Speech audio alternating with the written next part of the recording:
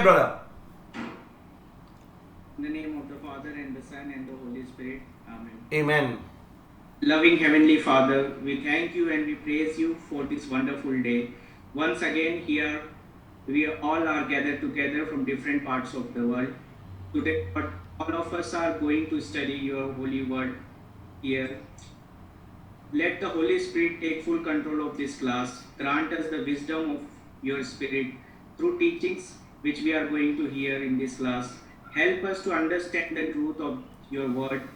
Make this Bible class simple and easy to understand so that we all can learn the mysteries and message of the Holy Spirit. In Jesus' name, amen. Amen. Amen.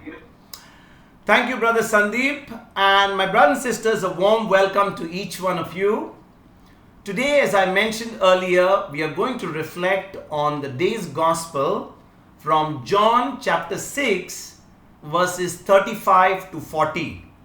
And you know, my sisters and brothers, today's gospel is a continuation of what we have been reflecting in the last few days.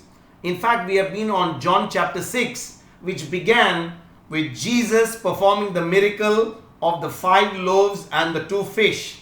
And today, we are actually it's a dialogue between the people who witnessed the miracle of the 5 loaves and the 2 fish and Jesus, who now is exposing the very small thinking of these people. Is exposing the motives of these people who have come to him because they have seen the physical miracle. They have seen that they were provided with food, free food and everything on that particular day when Jesus performed the miracles of the 5 loaves and 2 fish, and he fed 5,000 men without including the women and children. And you know, yesterday we saw also Jesus talking about, he's saying he's the bread of life, and we are going to overlap with verse number 35, which was yesterday reflected, which was our last verse yesterday. So we begin today's gospel again with John chapter 6, verse number 35. Jesus said to them, I am the bread of life. Whoever comes to me will never be hungry, and whoever believes in me will never be thirsty. Jesus said, I am the bread of life. Whoever comes to me will never be hungry, and whoever believes in me will never be thirsty. You know, my sisters and brothers, when you read this verse just with your brains or just with your head knowledge, you will begin to think, okay, Lord, if you are the bread of life and I'm going to come to you, maybe I go to the church every day, maybe I pray my rosary every day, maybe I read my Bible every day. Does it mean that because I go to the church, because I pray, I receive the Holy Eucharist, I'm reading my Bible, I'm praying all the time, does it mean that I will never be hungry? Does it mean that because I believe with you, I will never be thirsty? Brothers and sisters, Jesus is not talking about physical hunger, neither is he talking about physical thirst. You know, yesterday we saw from this verse 35 that once again, that once we come to Jesus, he said we would never hunger or never thirst again. And we saw that from John chapter 4 verse 14. You know, this was not speaking about physical hunger or physical thirst. It was speaking about, in the spiritual sense. And you know, my brothers and sisters, because we have not understood this truth, we sometimes are mourning, sometimes we are groaning, and because we are not taking advantage of this union and this fellowship available to us through the Holy Spirit. Remember, the day we were born again, the day we received Christ, the day we made Jesus our Lord, God and Savior, what happened? You know, my sisters and brothers, the day Jesus became our Lord, God and Savior, you know what happened? God came on the inside of us and he began to rule our life. He began to come inside of us, and now he has made us a new creation.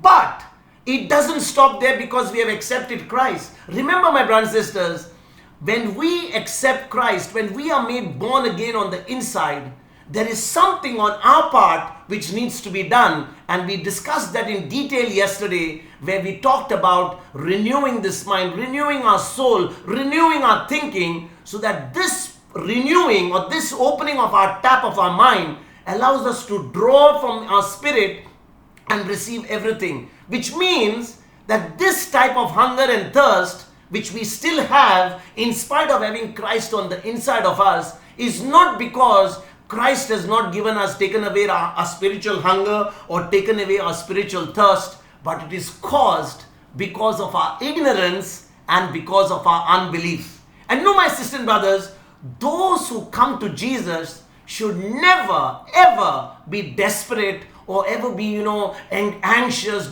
Should never be at any time despondent anytime in their life. Why? Because they have the living water right on the inside of them.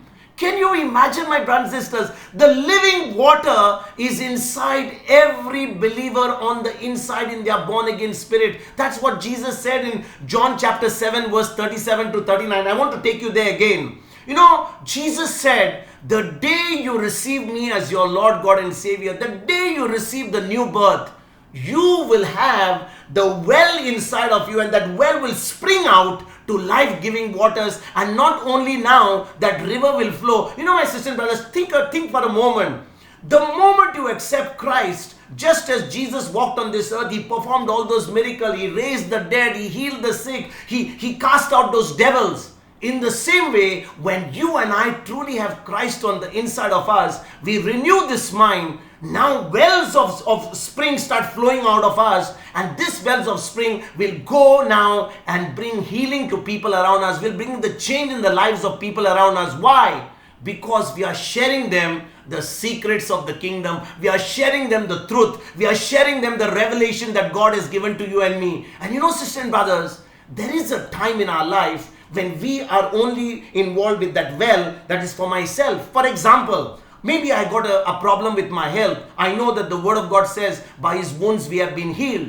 So I allow this well within me to provide me healing to my body. But is it only for myself? Is it only going to be limited to me? No. The moment I have received that healing, the moment the word of God has set me free, it's time for me to go out and share my testimony. It's important for me to go out and share what the Lord has done to others who don't know the word of God. And that's the time they are going to hear my testimony. They are going to hear the secrets of the kingdom. And now, because of what I've started, wells of spring are going to spring out of me and lives are going to be changed. Sisters and brothers, think of this for a moment. All those people had to do is to take a drink anytime they want.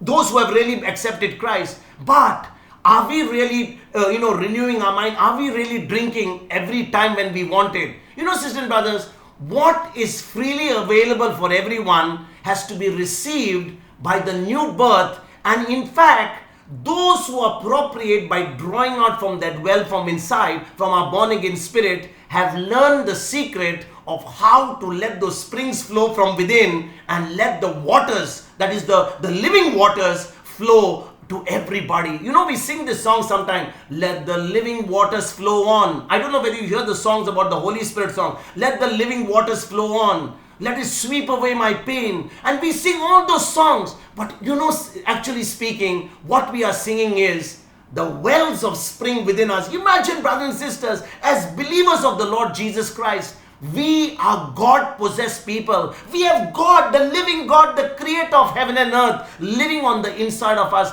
But are we aware of it? Sometimes we act as though we are the most, the pitiable. We act like victims all the time. But when we understand whom we possess, when we understand to whom we belong, we will never be thirsty. We will never be hungry. On the contrary, we will go and use this gift that we have of the Holy Spirit to go and minister to others, so that this living waters we can share to others. They can start drawing out from their own wells later, and the kingdom of God can spread like wildfire. But the problem is, we don't know this. Some of us are only sitting in our little homes, especially now in this pandemic. We are sitting and we are praying for the pandemic to end. Some of us are just sitting inside hoping that things will improve. Sisters and brothers, The power is within. I only need to renew my mind. Once I have Christ on the inside, nothing is going to harm me. I am a victor. I am victorious in Christ Jesus. And the day I begin to renew my mind, the day I begin to think what God has done for me, what He has finished on the cross, I will never come to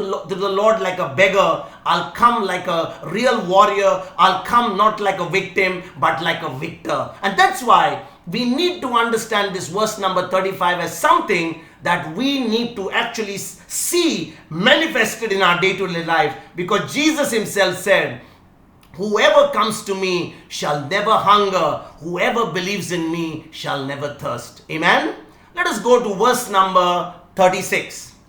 But I said to you that you have seen me, and yet do not believe. What is Jesus saying here? He's saying, I say to you that you have seen me, and yet do not believe. Think of this, my brothers and sisters. Jesus, according to Hebrews chapter 1 verse number 3. Can we read that? Hebrews chapter 1 verse number 3. You know, Jesus is the express image of the Father, and He's the brightness of His glory. That's what the Word of God says in Hebrews chapter 1 verse 3. Can you imagine? Let us read that, please. Hebrews chapter 1 verse number 3. He is the reflection of God's glory and the exact imprint of God's very being, and He sustains all things by His powerful word. When He had made purification for sins, He sat down at the right hand of the Majesty on high. Brothers and sisters, this is Jesus, the very express image of God. He's the brightness of the glory of God. And you know, these people, when they were in front of Jesus, they were looking at God in the face. Those people that day, after having seen the miracle of the 5 loaves and 2 fish, they were seeing God in the flesh right in front of them. And yet, they couldn't believe this God. You know, sisters and brothers, these people, having seen the miracle of the 5 loaves and 2 fish, they wanted something more. They wanted something, some miracle. They wanted some greater manifestation. And Jesus' body, my brothers and sisters, acted like sort of like a screen. There was, Jesus was already God on the inside. His spirit was exactly like God. He had an outer covering of the flesh on Him. And it was this flesh of His that was hiding His glory, that was hiding His divinity. Just like, Moses had the glory of God in his face, and he had put the veil on him so that the people of Israel could not be blinded by that. So Moses had to put a veil on his face, just like what we saw in Exodus chapter 34. In fact, in verses 29 onwards. Sisters and brothers, we are not going to read that. But Moses had to put a veil on his face to hide the glory of God that was shining on his face when he was in the presence of God. But in the case of Jesus, Jesus Himself was God Almighty, but His body, His face, his outer covering was hiding His divinity. And sisters and brothers, these very people who had seen the miracle of the 5 loaves and 2 fish, when Jesus performed that miracle, these very people who had now come across to the other side, they wanted to take Jesus by force, and they wanted to make Him their king. How do we know? We already saw that in John chapter 6 verse number 15. Can we read that, please? In John chapter 16 verse number 15, these very people who had seen the miracle of 5 loaves and 2 fish, they wanted to make Jesus their king. Let us read that. When Jesus realized that they were about to come and take Him by force to make Him king, He withdrew again to the mountain by Himself. Let us go to one verse before that, verse number 14. They also believed that Jesus was the prophet whom Moses had spoken about. Let us read that again. John chapter 6 verse number 14. When the people saw the sign that He had done, they began to say, "This is indeed the prophet who is to come into the world."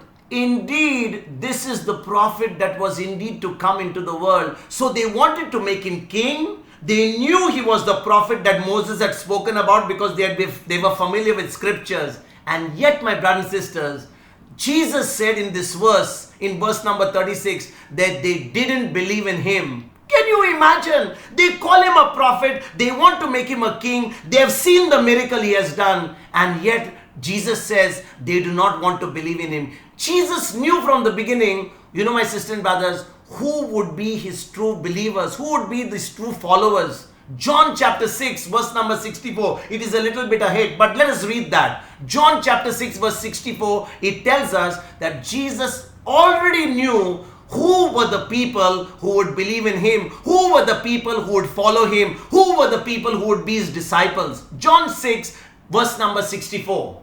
But among you there are some who do not believe.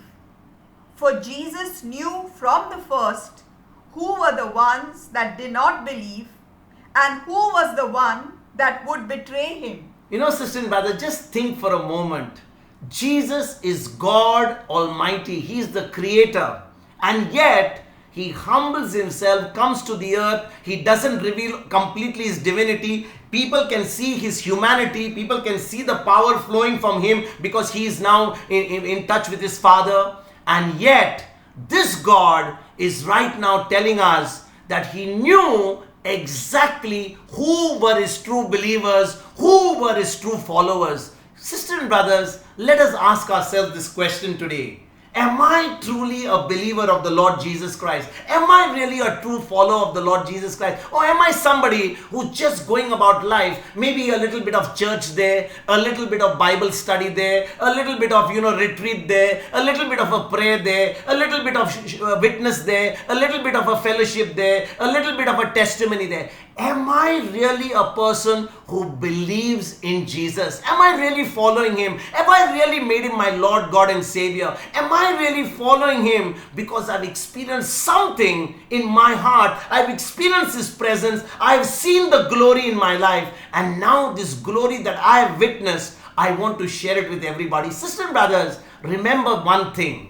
The moment we experience the glory, the moment we have a witness from the Lord, the moment we are born again, the moment the Spirit of God takes control of us, we can never ever be silent. We saw that last week. We can never ever sit quiet. We can never allow our life to be just mediocre. We can never allow our life to be just ordinary. Because of the presence of God, our life has to be extraordinary. Our life has to be supernatural. Our life has to be, something beyond what this natural world says. Why? Not because, we can do all things just because of on our own, but because we can do all things through Christ who strengthens us from within. Because the Holy Spirit has possessed us.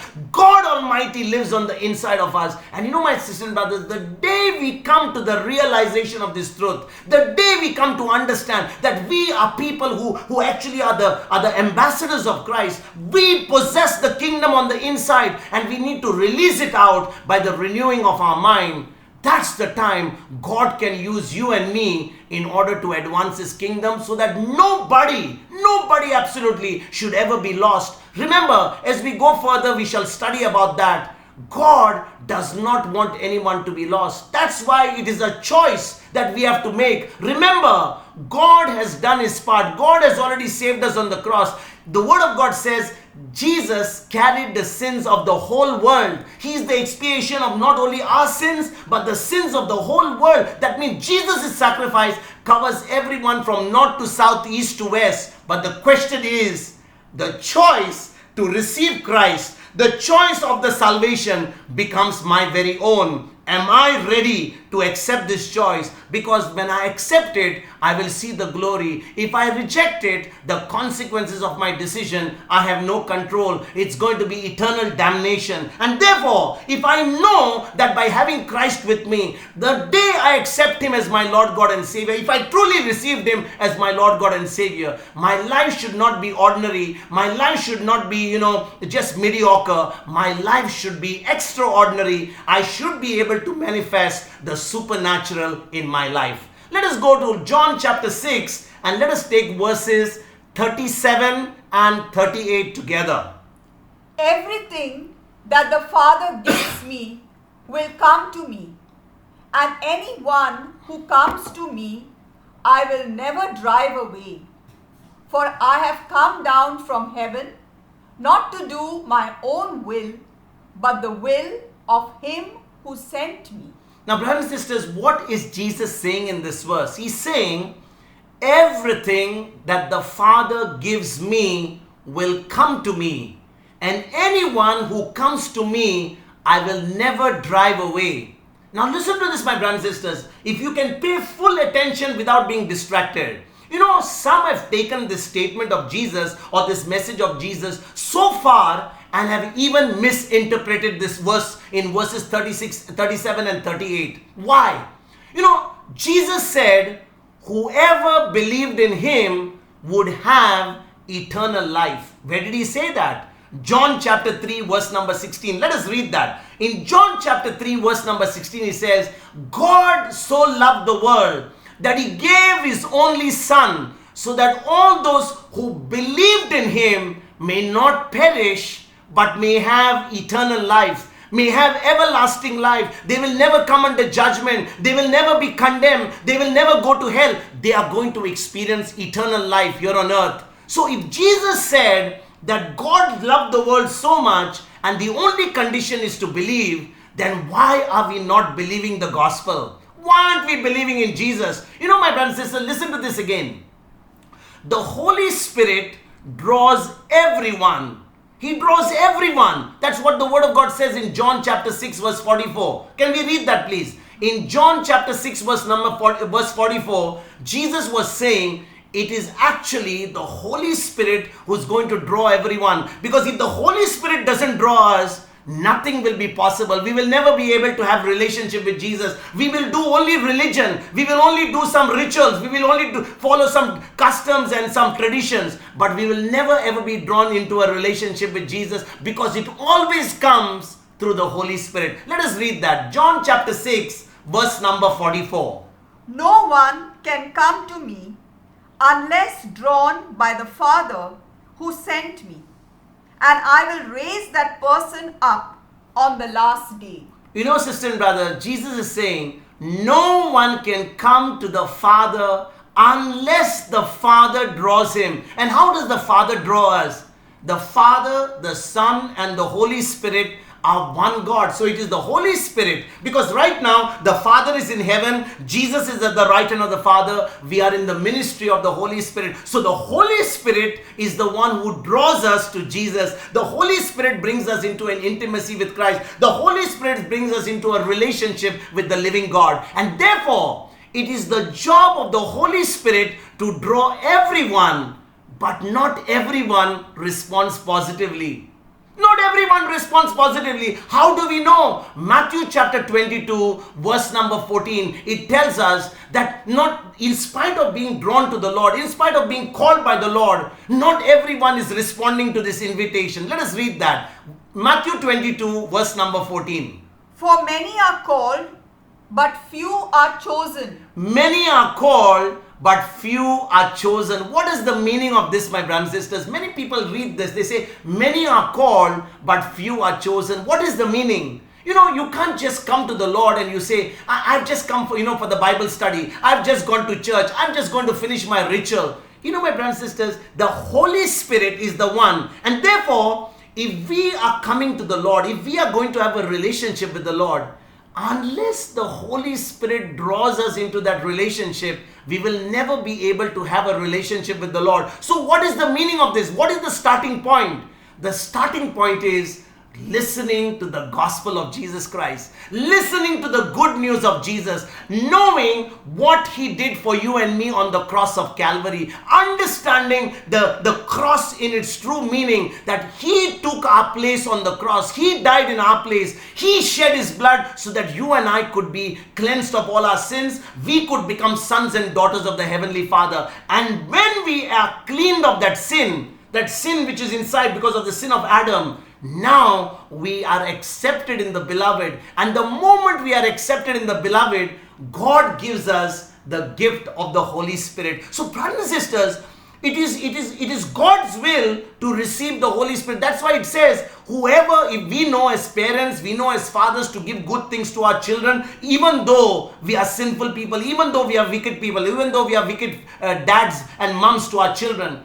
how much more will this loving Heavenly Father give the Holy Spirit to those who ask Him? And so when do we receive the Holy Spirit? We receive the Holy Spirit on the day we accept Christ, the day we believe in the gospel. How do we know? I want to take you to Ephesians chapter 1, verse number 13, which tells us that on the day we accepted Christ, the day we received the good news, the day we made Jesus our Lord, God and Savior, on that particular day, we were sealed with the Holy Spirit of promise. Let us read that. Ephesians chapter 1, verse number 13. In Him you also, when you had heard the word of truth, the gospel of your salvation, and had believed in Him, were marked with the seal of the promised Holy Spirit. You were marked with the seal of the promised Holy Spirit. When? When you believed in Jesus, when you made Him your Lord, God and Savior. The question, my brothers and sisters, today is, have I really made Jesus my Lord, God and Savior? Have I really accepted His word? Is His word the final authority in my life? Or is the word something which I will only do when it is convenient to me? You know, my brothers and sisters, please understand this. We cannot take the word of God for granted. We can't use God as, a tool or some negotiating tool. We say, God, I've come to your word. By your wounds I'm healed. I'm right now having a sickness. All this time you are far away from the word. All of a sudden you know only one scripture. By the wounds of Jesus I'm healed. Do you think it's going to work for you just because you came and said, by the wounds of Jesus I'm healed? Have you really made this Lord your God, Jesus your Lord, God and Savior? Have you really surrendered your life to Him? Are you just taking scriptures as though, children come to Santa Claus during Christmas time and they come there to get their gifts? Have we made Jesus a Santa Claus? My sisters and brothers, the first thing that we need to understand is we need to make Jesus our Lord, our God and our Savior. And when we make Him our Lord, God and Savior, that's the time every promise in Christ Jesus is a yes, and a yes. And therefore, brothers and sisters, unless we are born again, unless we have received Christ, unless we have made Him our Lord, God and Savior, unless we have believed, we will never be receiving the Holy Spirit. And when we receive the Holy Spirit, it is the Holy Spirit that will draw everyone. It will draw us to Christ. But the problem is, are everybody responding to Christ? Many are called, but few are chosen. My sisters and brothers, when Jesus said, and anyone who comes to me, I will never drive away. That's what He said in verse number 38. The Greek word or the Greek phrase that was translated, will never drive away, is me. That is the Greek word. And my brothers and sisters, this word, this has a double negative that strengthens, the denial. It strengthens, the negativity about this statement. So, if you really translate it, it was translated by no means or never or not at all or in no case whatsoever. So the Amplified Bible, I want to show you something in the Amplified Bible, because this verse has been beautifully explained in the Amplified Bible in John chapter 6 verses 37 to 38. I want to show you what the Amplified Bible says, because brothers and sisters, in the Amplified Bible, Jesus gives a beautiful understanding of John chapter 6 verses 37 to 38. Let us read that.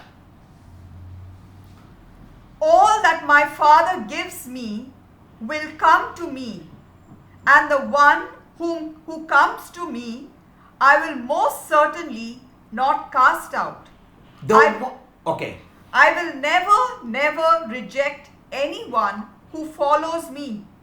For I have come down from heaven, not to do my own will, but to do the will of Him who sent me. Brothers and sisters, what is Jesus saying here? In other words, He's saying that anyone who comes to Him, He will never, ever reject. Let me say this again. Anyone who comes to the Lord, anybody, whether it is somebody on the North Pole, somebody from the South Pole, somebody on the equator, of any faith, if they ever come to the Lord, Jesus says, I will never, ever reject him. So, who is the one who's going to come to Jesus?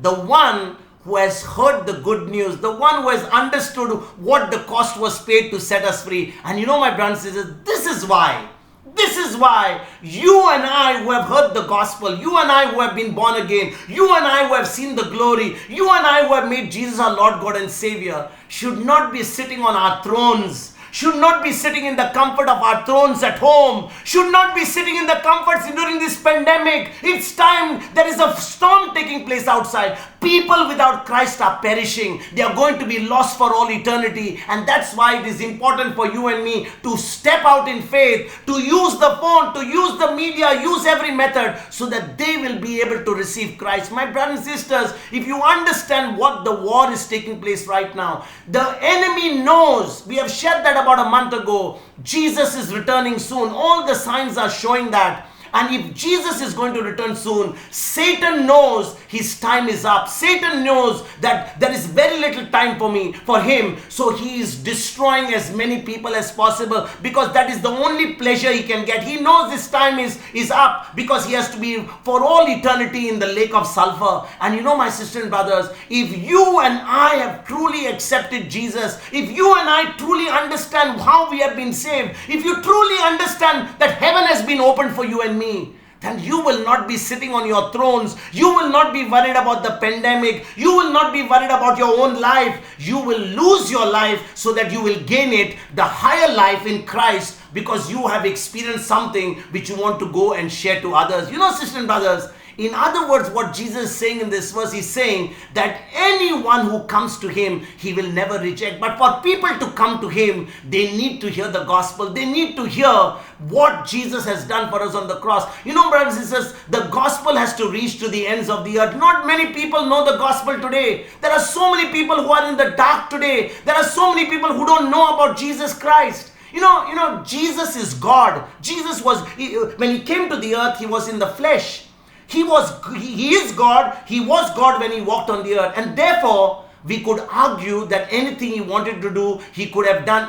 Whatever he did would never have been with sin. He would never commit sin because he's God Almighty. But because of his oneness with God, because he was united with his Father, he was united with the Spirit, it is called as the Holy Trinity. He would never be able to do anything on his own. He would never do anything just independently without the concurrence of the Holy Spirit and the Father. Because if he had to ever do something independent of his Father or independent of the Spirit of God, that would have been a sin. And that's why Jesus said, whatever I do it what the Father has asked me to do. I do the Father's will. You know, my brothers and sisters, Jesus was in total oneness and union with his Father and the Holy Spirit.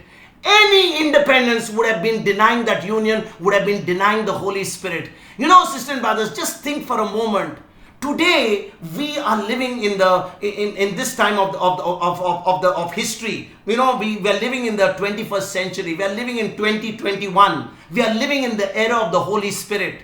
How many of us are taking our decisions based on the Word of God? That is the Word, that is Jesus. How many of us are guided by the Spirit of God? And how many of us are taking decisions based on our own thinking, based on our own emotions, based on our own feelings? For example, in this class, are you drawn to this class because you feel bad that this brother Vincent is going to probably be upset with you that he never came to this class? Are you going to come to this class because you're feeling guilty that you never came to this Bible class? Are you feeling guilty that you've never heard the Word of God? Brothers and sisters, the moment we begin to have those thoughts that I'm coming to this class, even though I'm going to come to this class physically, I'm just going to switch on, but I'm going to multitask. I'm not interested. At least let me be at least in this class for just to keep the peace. If you're coming for that, it's not going to bless you, because if you come to this class without giving God the honor, without giving him the full attention, without being 100%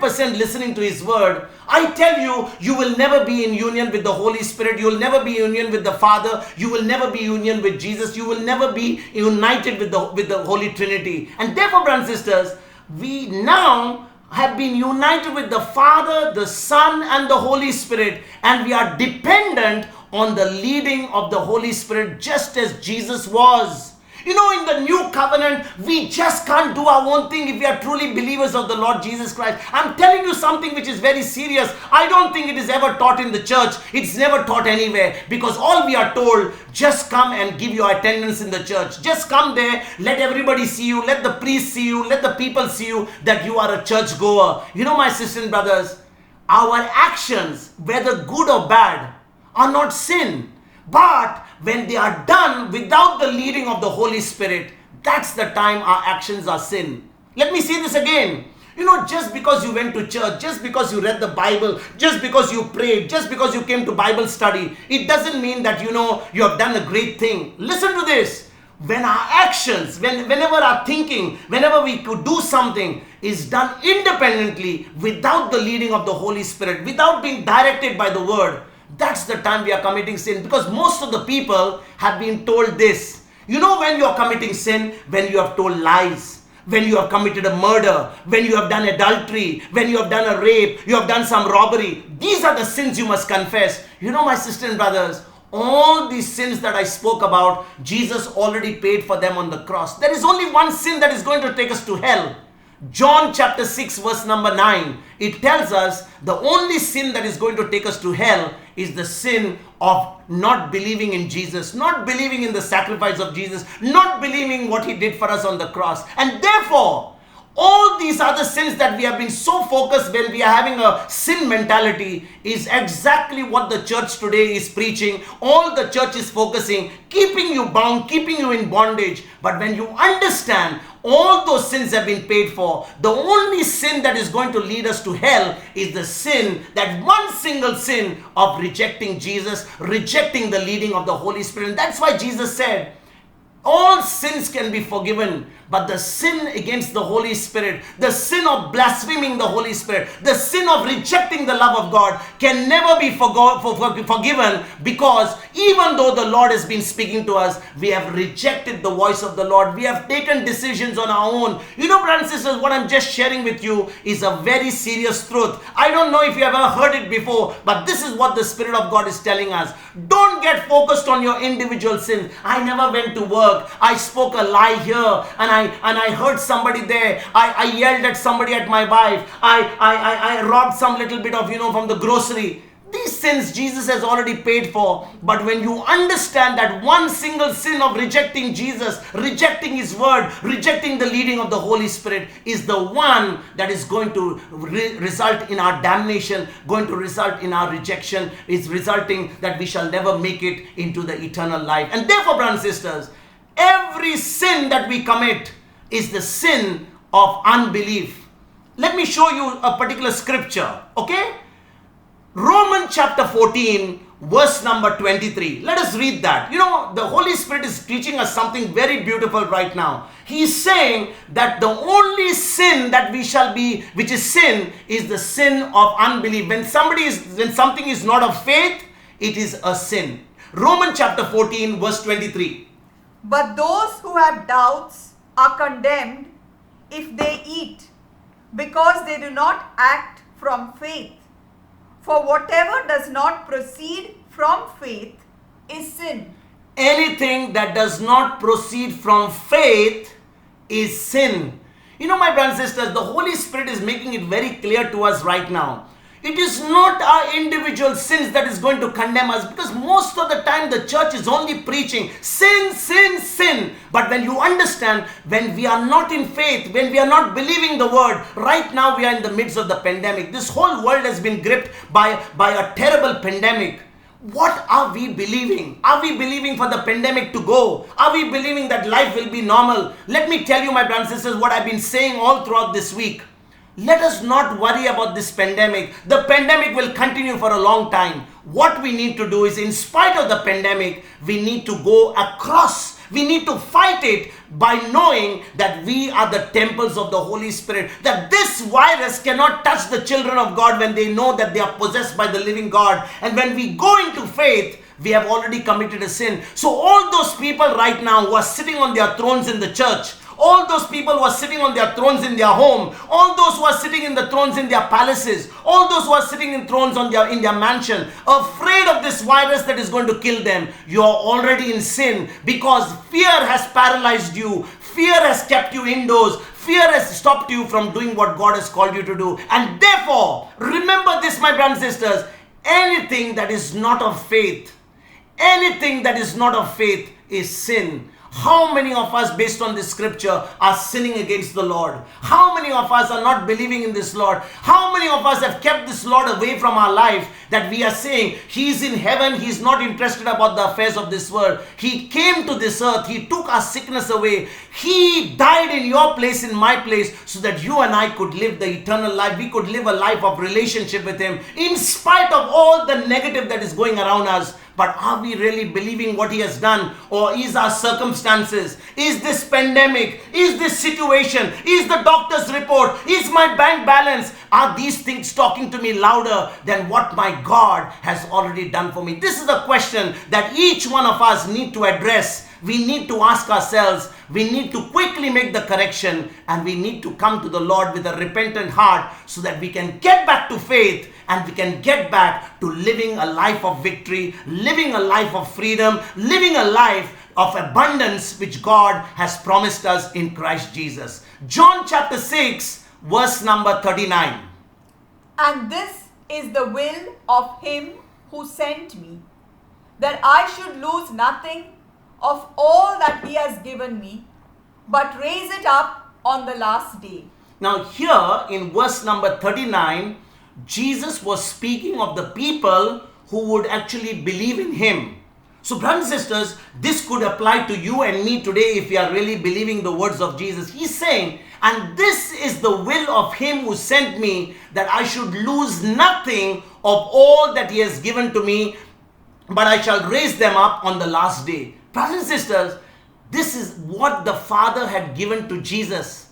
And He is able to keep that which was committed to Him, which means that everybody who comes to Jesus, Jesus is not going to let go of you, because you have come to Him, and when you come to Him, He's not going to let you go. He's going to hug you. He's going to embrace you. He's going to protect you. He's going to exalt you. He's going to glorify you. He's going to use you. But before He go to the stage of using you, if you yourself have never experienced the glory, you yourself have not experienced the power, you yourself have not experienced the goodness of God, what are you going to go to the pulpit and preach? What are you going to go and share? You're only going to share stories, my brothers and sisters. And that is why in the church today, it is important for each one of us to have an experiential, to have a true experience of Christ, to have that knowledge of God, to understand what the Word has done in my life, to experience the power. Have I experienced the power? Have I experienced the glory? Have I seen that miracle in my life? Have I understood what Jesus has done for me on the cross?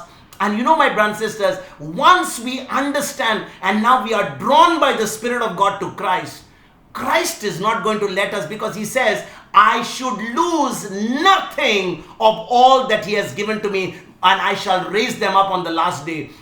You know, my sisters and brothers, it appeared as if Judas had believed in Jesus, because Judas was one of the disciples. I know the question that will ring in everybody's mind, they'll say, Judas was one of the 12 disciples of Jesus. He was chosen by the Lord as one of His close disciples. But John chapter 17 verse number 12 shows us that Judas never ever believed in Jesus.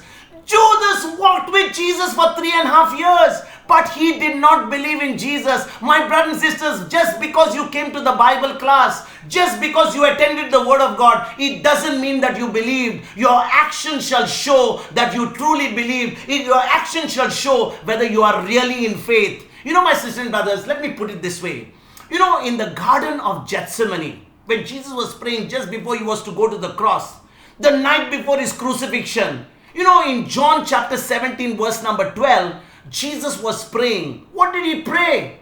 What did Jesus pray in John chapter 17 verse number 12? Can we read that, please? John chapter 17 verse number 12, Jesus was talking about protecting His disciples. He was talking about, you know, watching over them while He was going to be crucified, while He was going to be taken away from them. Let us read that. John chapter 17 verse number 12.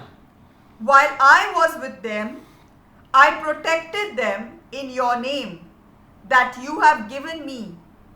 I guarded them, and not one of them was lost, except the one destined to be lost, so that the scripture might be fulfilled. Except the one who was destined to be lost, so that the scripture might be fulfilled. Brothers and sisters, do you think that Judas was the one whom God wanted to use to, God was going to let Judas come into this world, betray him and go to hell? No. In fact, even if Judas had to betray Jesus, Jesus had to go to the cross anyway. Judas could have turned back and come back just like Peter did, and he could have said, Lord, I took this 30 silver coins, I betrayed you, but you know what? I know that you are loving God. I know that you love me so much. Jesus would have taken the betrayer back. Jesus would have taken him back. Jesus would have forgiven, because Jesus also already had to go to the cross. There was no way that Jesus did not have to go to the cross. So even though Judas was used as the instrument, it was never God's will for Judas to be lost. But Judas, on his own free will, he rejected the love of God. He rejected the offer of God. Jesus washed his feet, my brothers and sisters, knowing that he was the betrayer. Jesus said to him, go and do what you have to do quickly, because Jesus still had to go to the cross. Brothers and sisters, even though you and I have been responsible so many times to do wrong in our life, we have led so many people astray, maybe our own family, our own spouse, our own children, our own in-laws, maybe our community. The Lord is saying to us, even though you made a mistake because you did not know the word, you did not believe the gospel at that time, I have some good news for you. Doesn't matter what your past is, doesn't matter how much you have failed, doesn't matter how much you have gone astray. Today, come back to me. I'm drawing you to myself, because when you come to me believing what I've done for you, I shall never let go of you. I want you to be saved. I want to live with you for all eternity. I want to dine with you. I want to have a fellowship with you. I want to have an intimacy with you. Just like two lovers are together having a great time, oblivious of what is happening around them. In the same way, the Lord Jesus, through the power of the Holy Spirit, He wants to have a great intimacy with us. He wants to have a relationship with us. He is our lover, my brothers and sisters.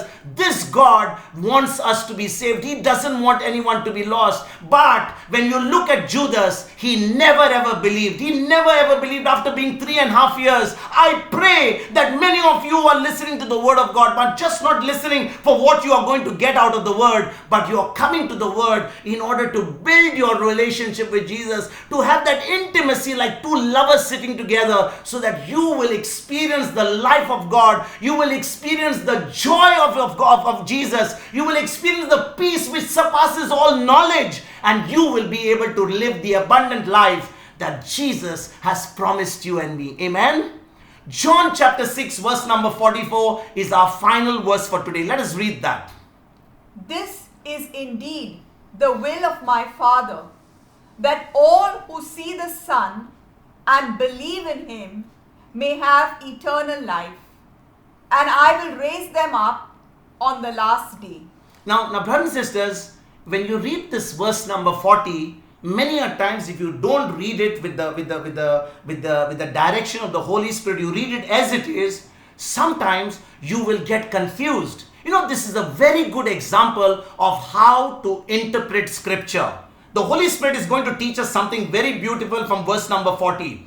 What is Jesus saying? This is indeed the will of my Father, that all who see the Son and believe in Him may have eternal life. What is the meaning? Am I going to take the picture of divine mercy? Am I going to have a statue of Jesus? Am I going to bring the shroud from Turin and I'm going to put it in my wall and take a picture? Maybe I'll go to the Holy Land and also take a picture where somebody says that this was the cross on which Jesus lived. Like how people are getting so fascinated by little pieces of the cross, by little bit of shroud of Turin. This is the wine from Cana. We are so fascinated by all these things. But brothers and sisters, was Jesus saying that we have to physically see Him with our natural eyes to be saved? No, my brothers and sisters. He is not talking about physically seeing Him. That would mean that no one of us would ever be saved after He ascended into the heaven.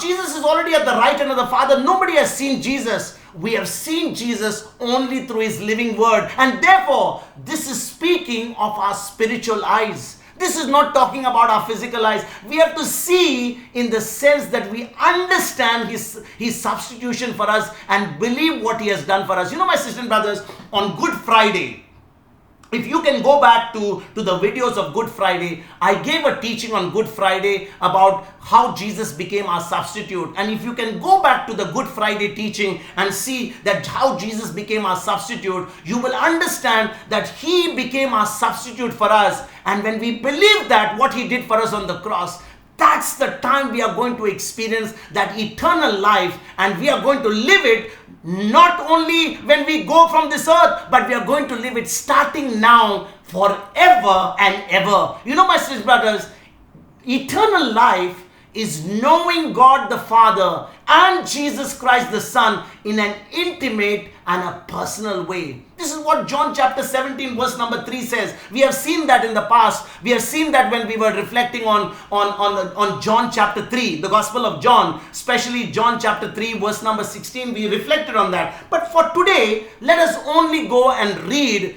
John chapter 17 verse number 3.